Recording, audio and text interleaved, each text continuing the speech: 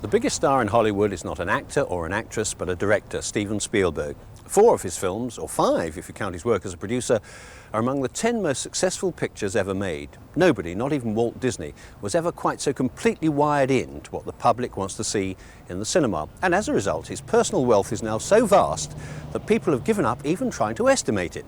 Of course, he hasn't won an Oscar yet, and thereby perhaps hangs a tale. But next Monday night, an accolade of a different kind comes his way when his latest picture, Always, will be shown to the Queen at the Royal Film Performance.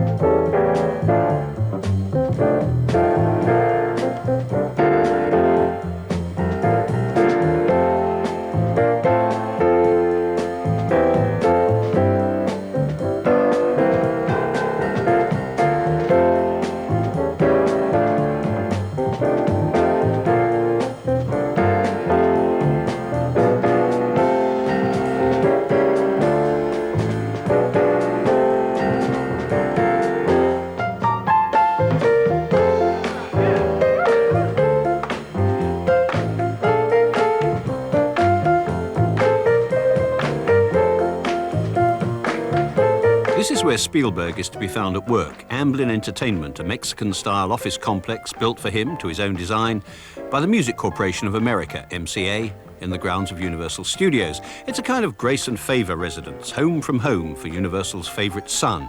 And here he planned Always, a love story starring Richard Dreyfuss and Holly Hunter. Stephen, I understand you've been thinking about making Always for, what, nearly 10 years. Why did you take so long? I don't know. I guess I just wasn't ready to make a romance or a romantic comedy, whatever you might want to call this film. I wasn't ready to make it 10 years ago. I developed the screenplay and had a great time doing it, but wasn't really ready in my own maturity to commit to, you know, taking a man, taking a woman, talking, waxing poetic about each other and talking about, you know, love and commitment and responsibility to the commitment and deep things. You know, in those days I was making Raiders of the Lost Ark. You know, my commitment was to get the Ark away from the Nazis. It was about as deep as I was in 1980. But I was also at the same time making this movie and, I mean, developing Always. I would think that the one thread that does run through all your films is that they're about love in one way or another.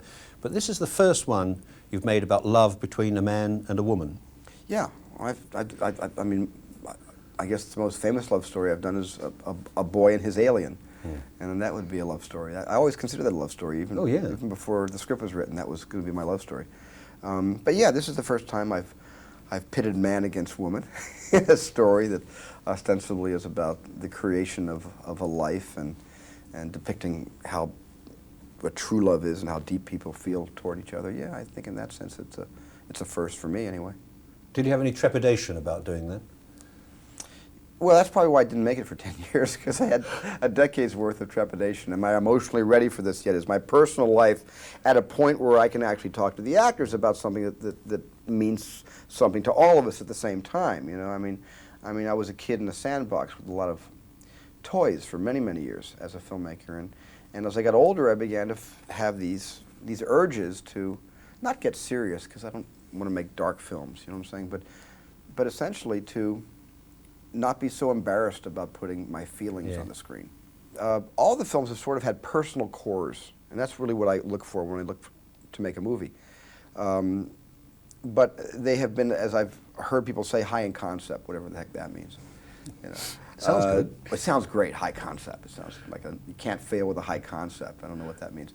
I thought Empire of the Sun was a high concept. You know, when that film didn't perform, I was a bit surprised. Not because I was so used to success, but just simply because I thought Empire of the Sun wasn't, you know, a journey into misery. It was about the death of innocence, but it wasn't really intended to be a journey into misery. But I turned off a lot of people in America. A lot of audiences said, "Well, this isn't typecasting for him, so I don't think I'm going to give this film a chance, because it seems like a film that, if John Borman's name was on it, let's say, or even, you know, someone else's, they might give it a chance." But I think, in a way, I have been typecast by audiences, even not just by critics, but by audiences, even in a way that gives me less of a chance to make a sleeper or to break through with something that's very unusual for me to tackle. But are you still going to try to do I'm that? still going to try to do that. I'm not going to cater just to big, expensive, lavish adventure movies or science fiction movies. I'm interested, if I find a good science fiction story, I'll make it. I'm not saying no science fiction ever, no more adventure. I'm never saying that. But it's whatever. The thing I did in the '80s, I want to do in the '90s, which is when I like something enough to spend a year and a half of my life on it, I'll make it into a movie, whether it has a high concept or a low concept. Color Purple had a very low concept. I didn't think anybody would see that movie. It made over $100 million in America. And I thought that was my art film. I thought, my God, you know, it's an all-black cast. And an all-black film has never really been that successful, except a couple of police pictures. And so that surprised me. So I just want to, you know, not have to be. I mean, I've been thinking a lot about a certain thing, which is essentially that, you know, we are who we are, you know, every year. Every year we change. I hope we change every year. I hope we don't stay exactly the same. And the movies are simply a reflection of who you happen to be on that particular month when that film's released, or that year that it took to write and create the story in the movie. I like to look back at the '80s and say, well, you know, E.T. was who I was in 1982. That's not necessarily who I am in 1990 anymore. And that's why I really can't predict. I can't go back and say I'm going to repeat myself. I'm going to take who I was when I was virtually a child and carry that over to the 90s as an adult. I don't think you can do that. I think you just have to go with who you are at any given moment in your life. Going back to Always, in a sense, I suppose, it's a remake of A Guy Named Joe, and you don't actually agree with that, but why did you want to do that? Well, you know, to me it's more of an adaptation than an actual, you know, hands-on remake, meaning that I love the story so much. There was something philosophically that I had never seen before, ever, and couldn't think of a better original story to base this philosophy on. That somebody can die and then come back, but not, as we've seen countless times in movies, as a ghost that can be seen by practically everyone and can communicate with practically everyone. But maybe, in a sense, the spirit comes back, as may be the case in real life, and haunts you without you ever being able to see or hear the presence. And the presence becomes a bit of a conscience, a bit of a whisper in your ear, a bit of you know, sometimes even a comic communicator. And that really fascinated me. And that whole, for years, when I first saw A Guy Named Joe when I was a kid, and then I began making movies, and the film itself, the original notion from the Dalton Trumbo story, haunted me until finally I said, you know, I would never really remake anything, because I used to be outspoken about that kind of thing until I did it myself. There are some scenes in Always which are almost exact reproductions of the scenes in A Guy Named Joe. For instance, when he gives her the present, she said, "Ah, girl clothes." Was that deliberate? Oh, absolutely, because, you know, if you can't think of a better line and you've got the rights to the original film, my philosophy was do it. I mean, wow, that was a great moment in the original picture. One of the moments that's outstanding in my mind where Irene Dunn, who always looked like a girl, turned around and saw the lovely dress and said, "Girl clothes." That was just a lovely moment. That was a delicious moment that I wanted to share with the contemporary audience. What about the casting? Richard Dreyfuss and Holly Hunter. Why did you choose them? We were talking about A Guy Named Joe as early as 1974, and it was one of Richard's favorite movies. And Richard said, "If you ever remake that film, I will kill you if you don't cast me to play Spencer Tracy's part."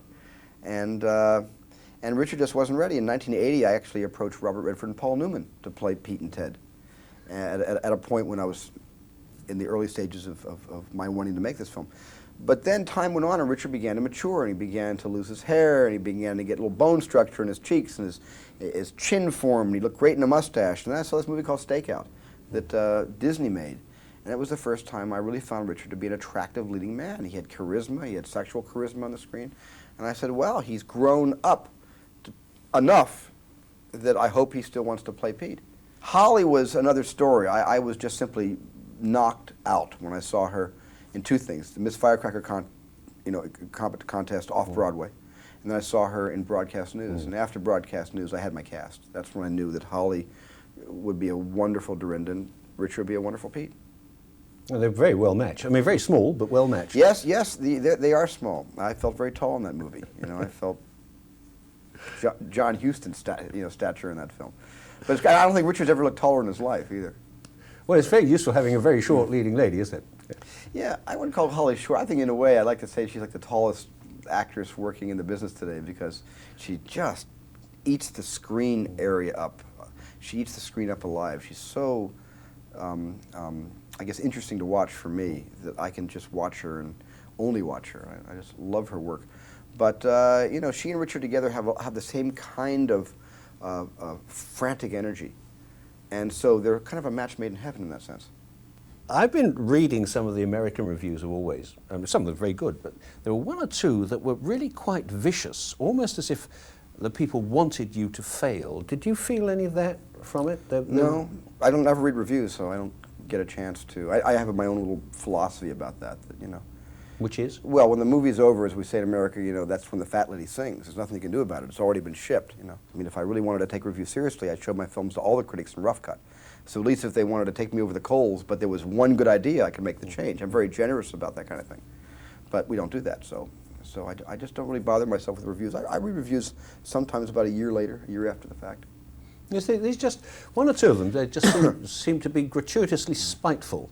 I mean, are you conscious of the fact there are people out there who think, oh, Spielberg's been successful too long, it's time he failed, let's help him fail? Oh, sure, absolutely. But I felt that on my first couple of films, you know, all it took was Jaws.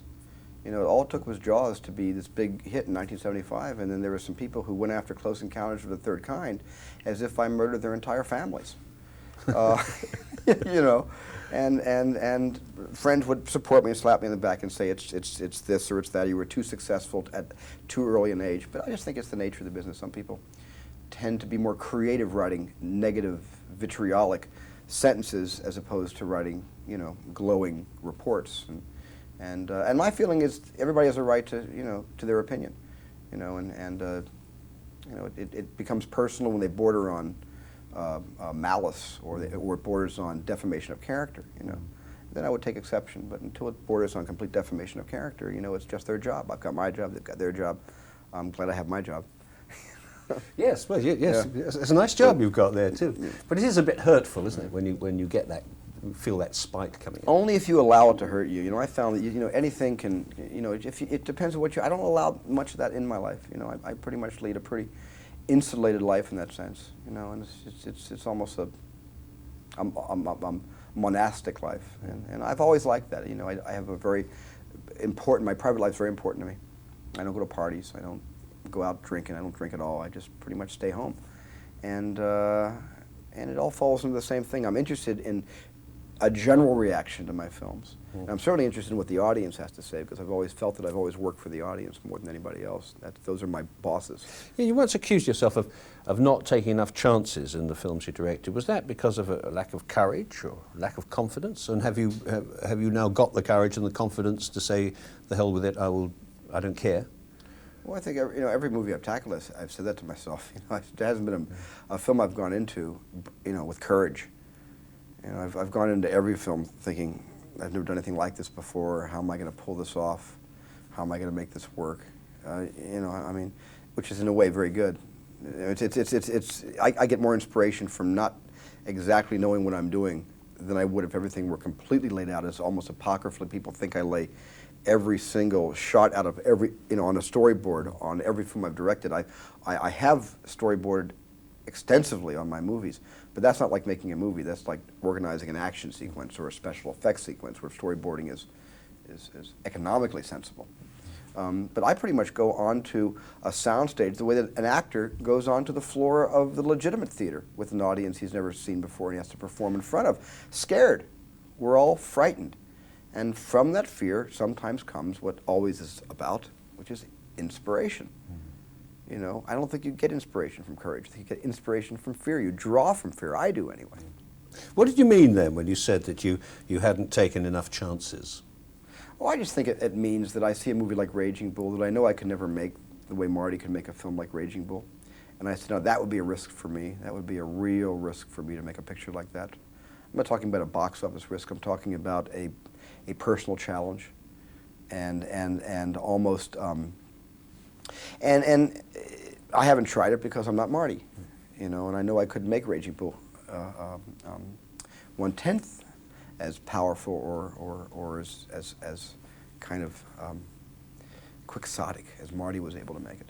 I know I'm not a hard guy. I know that I have a dark side, but I don't have a real dark side. Well, was it a lack of confidence that stopped you from working with big established stars? Because it's generally thought that the star of a Steven Spielberg film is actually Steven Spielberg. Is that because that's the way you want it, and therefore if you had De Niro, Pacino, Streep, somebody like that, maybe the star of the Spielberg film wouldn't be Spielberg anymore? Well, you know, I went to Steve McQueen, I went to Dustin Hoffman, I went to a lot of big stars when I made Close Encounters. They all turned me down. I went to big stars when I made Jaws. They all turned me down. It's not that I've avoided big stars. I've tried to get big stars in my movies. You know, a lot of stars didn't want to work with a shark for 9 months in the ocean. I don't blame them. Looking back on that, I probably wouldn't have repeated the experience myself. A lot of people didn't want to play second fiddle to a mothership and Close Encounters. I have not, chased after the stars. I don't have that much of a philosophy about the stars. There are certain films like Color Purple that I didn't want stars, and I had a lot of stars that called me and wanted to be in Color Purple, but I wanted that film to be anonymous, essentially, just about anonymity of those characters. I didn't want the baggage or the memory of all those successful and memorable roles. But there are films where I went after stars and couldn't get them. I almost made Rain Man with Dustin Hoffman and Tom Cruise and had to ankle that to do Indy 3 because of my promise to George Lucas. Do you regret that? Oh yeah, I regret working with Tom and Dustin. I mean, the main regret is, because none of us had any idea the film would be successful. I worked on the script for almost 5 months with both Tom and Dustin and the writer Ron Bass. There's a certain irony, isn't there, in the fact that Barry Levinson won the Oscar for Best Director that has so far eluded you. Did that give you a little pang? Yeah. Oh, sure it did. Sure it did. When the film began winning Best Picture and Best Writer and Best Actor, I kept thinking, God, maybe I should have forgotten my entire friendship with George Lucas and said, George, go hire somebody else to do Indy 3, and I should have done that. Of course I thought about that.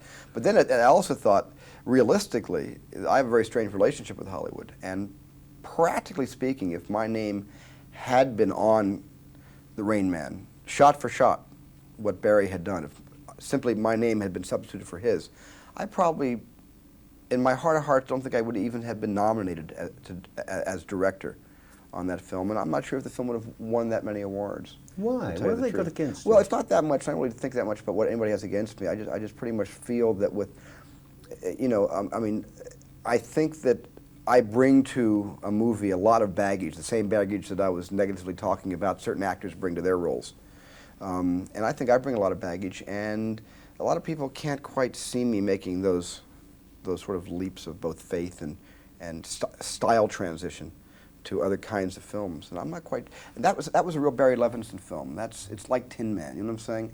It's like some of Barry's great movies, and Barry was a wonderful casting for that film.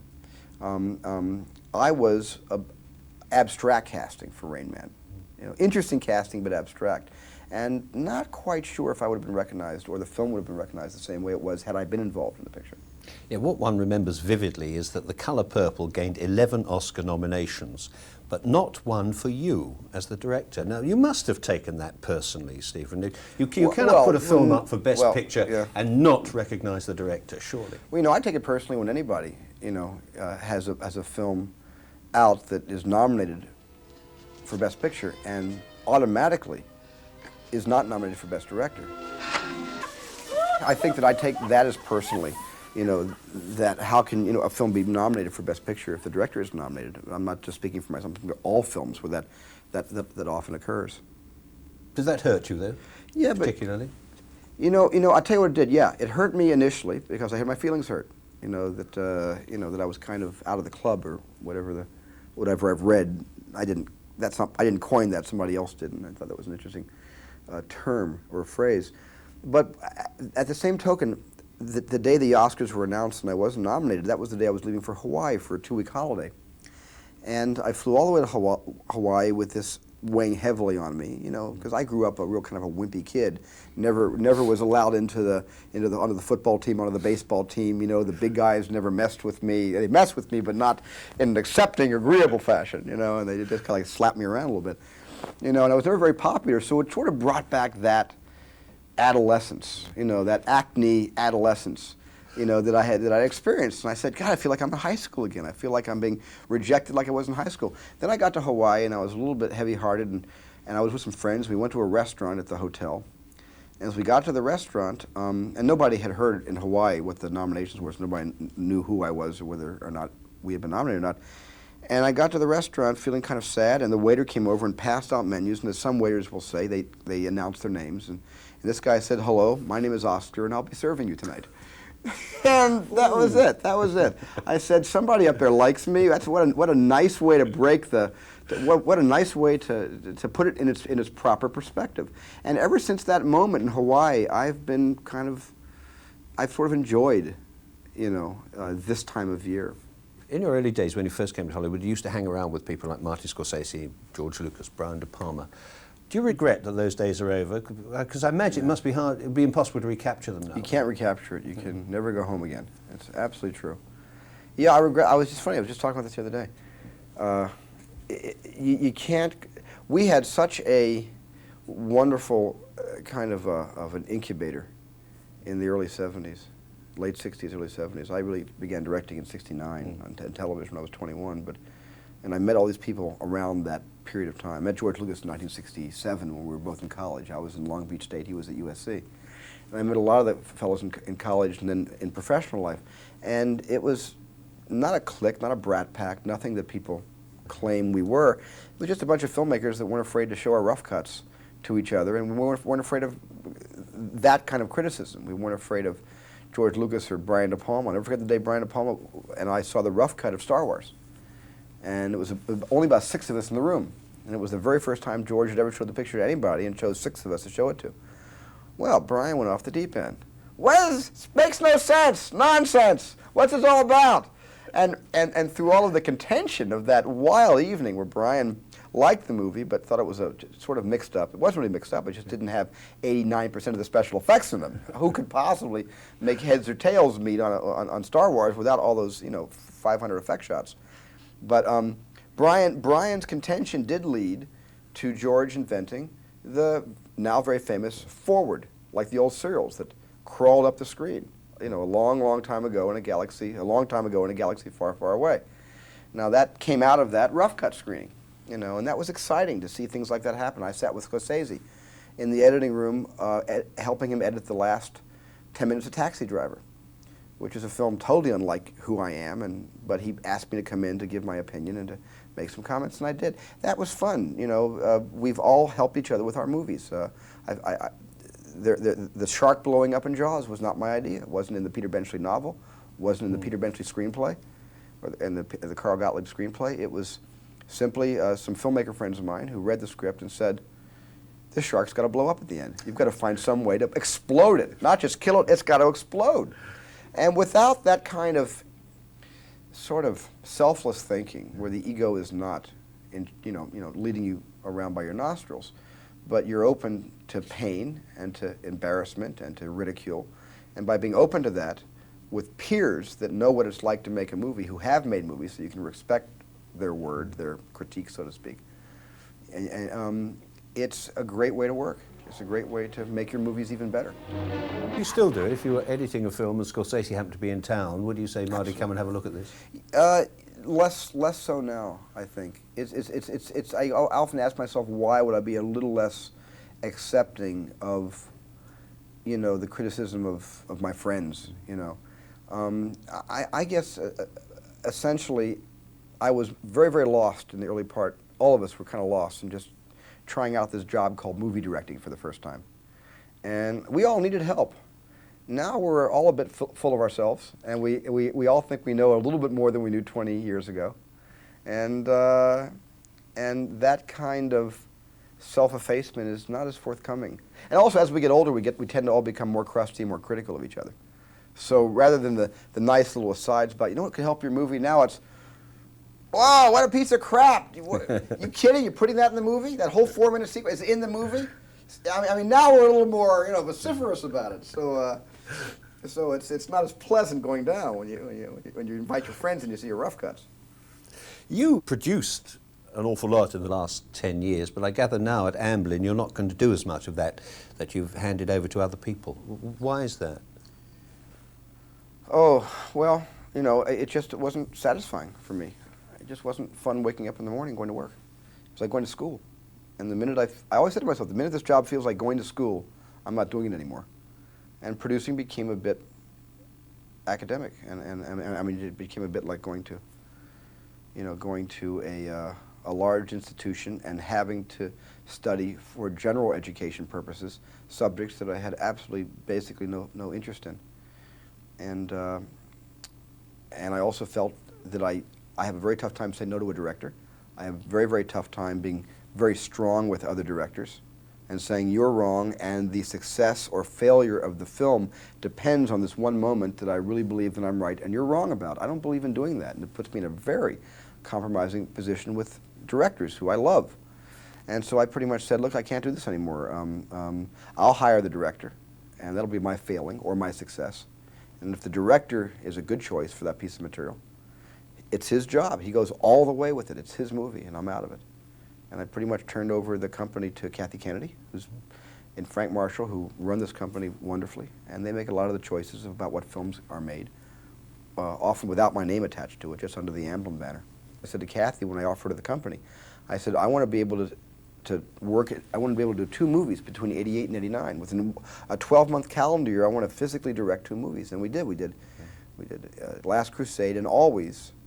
And they both came out in 1989, and that was fun. I had a great time working. I had a wonderful time working.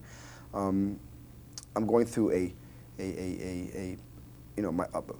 my own, taking my time with my own life, my own personal life. I'm taking my time with that, and I'd like to do 2 films again within, let's say, at least 18 months, because I love being on the floor directing. It's sort of what I decided to do when I was 12 years old. I said, I'm going to be a movie director. I'd never said at 12, I'm going to be a movie producer. I never used the word producer until I was a businessman. You said recently that in the movie industry nowadays you have to do everything yourself. What did you mean by that? Well, I think when I said that, I essentially was saying that you've got to be good at every job you hire people to perform. You have to have taste. So when the costume designer brings you 5 costumes, you make the selection between 5 choices. And you know what you're talking about. You've got to be able to sit with a film editor, and you've got to be able to know editing as well as a film editor, because filmmaking is editing. Editing is as important as directing. And the philosophy of directing a sequence isn't just, talking to the actors and blocking the actors with the camera. It's also, what does the scene look like? Is it dark? Is it light? Does the light come from the windows? Is it a upbeat scene? Is it a downbeat scene? Is it silhouette? I mean, those are lighting cameraman decisions that the director must know enough about to collaborate with the lighting cameraman. Well, do you think the industry is becoming more commercial and less creative? Mm-hmm. Sadly, yeah. I mean, is there any particular reason why that should be? Not enough kids coming out of college being trained in film schools and spending enough time making movies on their own. Sort of getting breaks quickly because everybody's looking for the next, I guess, me or George. They presumed that we hadn't made anything until I made my short Amblin. George made his short THX. In fact, George made dozens of films before THX, and I made dozens of films before Amblin. I mean, we all paid our dues between the ages of, in my case, 12, and George's case, like 16. We all paid our dues. I just think there's not enough training. So you don't look over your shoulder and see new Spielbergs and Scorsese's? Well, sure I do. Oh, sure I do. I mean, they are coming up, and they're going to make wonderfully successful films. And some of them will make very personal films like Sex, Lies, and Videotape, and others will make films like Die Hard that are just, beautiful machines, watching them crafted, how they're crafted and how they operate as movies. But the sad thing is a lot of the people coming up that are getting jobs very quickly, are not well read. They don't know much about film history. They don't know the difference between a Rossellini film and a Antonioni movie, perhaps. And it's sad, and a lot of them have stumbled into the business by the gift of writing. They've written a script and they've demanded to direct what they've written, or they're actors who have been successful. Now they demand directing assignments. I don't know. I guess that's fine. Warren Beatty turned out to be an actor, as did Robert Redford, who happened to be wonderful directors. Yeah. They just happen to be wonderful, but there are others who aren't. You've also said that nowadays when you look around Hollywood you see anxiety and a palpable tension around you. Why did you say that? Well, it's just, today, because fewer films are made, every film seems to count more. It seems to be make or break for someone's career. And the box office success of that movie is either a guarantee of the next job or lean years ahead. And what's sad about that is that it prevents risk movies coming along, because a risk movie, unless you make it non-union somewhere in the middle of the country, is going to cost, your average film today is over $17 million. It's the average cost of the budgets. It's a risk giving somebody a chance to make a. John Patrick Shanley just did his first feature as a director for us. His budget's $25 million. And we couldn't get it any lower because of the nature of the material. That's what's scary. That's why there's tension in the air. Every film has to succeed, or corporations fail, and it's kind of scary out here because of the budgets, because of inflation and what it's costing. But presumably you don't share that tension. You don't feel that anxiety. I mean, you must be I secure. do feel that anxiety. I'm not secure about that. I feel responsibility to the budgets that I'm given. I mean, people don't give me an arbitrary amount of money. They give me what the film costs to make. I try very hard to make the film for under what it takes to make. But Empire of the Sun, I could have made 15 years ago. I could have made Empire of the Sun at the same time I made Jaws for about $3.5 million to $4 million. Empire, from 1973, when I really began working on Jaws and the budget was first done, to 1987, Empire cost $35 million. That's an extraordinary, price jump. Extraordinary.